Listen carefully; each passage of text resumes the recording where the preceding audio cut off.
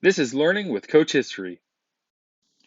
This is the second of three lessons in Southwest Asia, Eastern Mediterranean. Vocab: Judaism, Western Wall, Dome of the Rock, Zionism, Palestine Liberation Organization. Judaism, Christianity, and Islam are monotheistic religions. All three were founded in Southwest Asia. All three consider Jerusalem to be a holy city. Jerusalem is the capital of Israel. For Jews, it is the center of the modern and ancient homeland. Located in the old part of the city is the Temple Mount.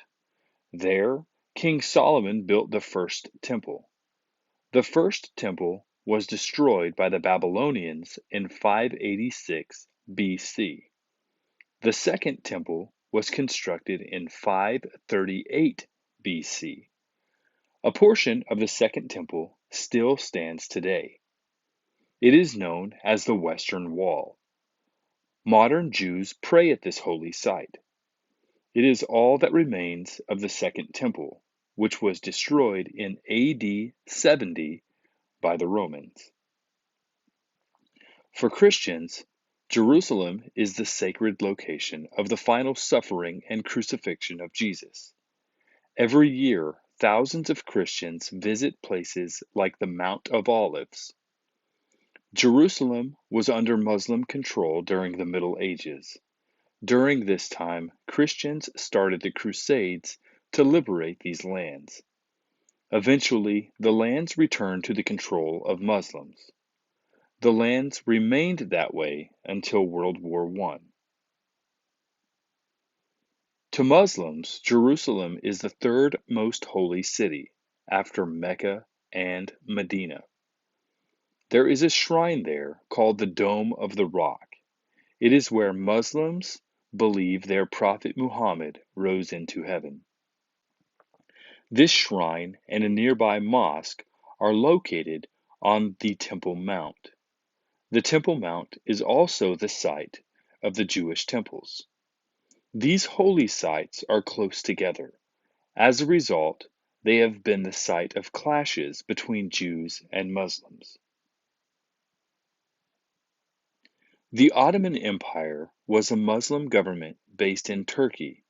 It controlled the eastern Mediterranean lands from 1520 to 1922. In World War I, the Ottoman Empire sided with Germany. At the end of the war, the empire fell apart. Britain and France received the Ottoman lands and this subregion as part of the war settlement. Britain and France divided these lands. Britain and France were supposed to rule these lands until they were ready for independence. France controlled the northern section, and Britain controlled the southern section. The French frequently played different religious groups against each other. Those tensions still remain today.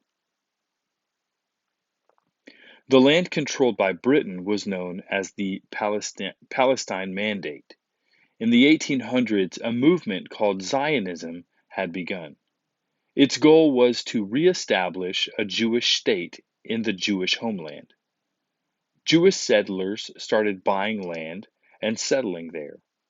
By 1914, about 12% of the region's population was Jewish. Early on, Arabs and Jews in the region cooperated. Many more Jews came to Palestine to escape persecution in Germany. Arabs resisted this establishment of a Jewish state. The British stopped Jewish immigration to Palestine in 1939 to reduce tensions. The British-controlled area was divided into Transjordan and Palestine. An Arab government jointly ruled Transjordan with the British. Britain controlled the Palestine Mandate, along with local governments that included both Jews and Arabs. At the end of World War II, thousands of Jewish survivors of the Holocaust wanted to settle in the Palestine Mandate. In 1947, the United Nations developed a plan to divide Palestine into two states, one for Arabs and one for Jews. Arabs in the region didn't agree with this division. However, the nation of Israel was established on May 14, 1948. Immediately, the surrounding Arab nations of Egypt, Syria, Lebanon, Jordan, Iraq, Saudi Arabia, and Yemen invaded Israel. Israeli troops fought back and won. The 1948 war was the beginning of hostilities that continue to this day. During the 1948 war, many Palestinian Arabs fled their homes or were forced out. Jewish refugees fled from Arab countries. Most become Israeli citizens. In 1964, the Palestine Liberation Organization was formed to regain the land of Israel for Palestinian Arabs. The PLO has used political and violent means to pursue its goals. The Palestinian National Authority has administered the West Bank since 1994. An organization called Hamas has controlled Gaza since 2007. The nations in this region are relatively young. Political divisions, refugees, lack of water, and a weak infrastructure make it difficult for these nations to develop healthy economies. The 1948 Arab-Israeli War produced a large number of refugees. These refugees and their descendants have moved to many countries in this region. Some still live in unsponsored camps. All the nations of the Eastern Mediterranean have great potential for development. They have good climates. There are many places tourists could visit. They're well located for connecting to international markets. However, many of these nations do not have the infrastructure to support a growing economy. Only Israel has been able to develop sophisticated industries such as computer software development. Modern life in the Eastern Mediterranean is a blend of old and new.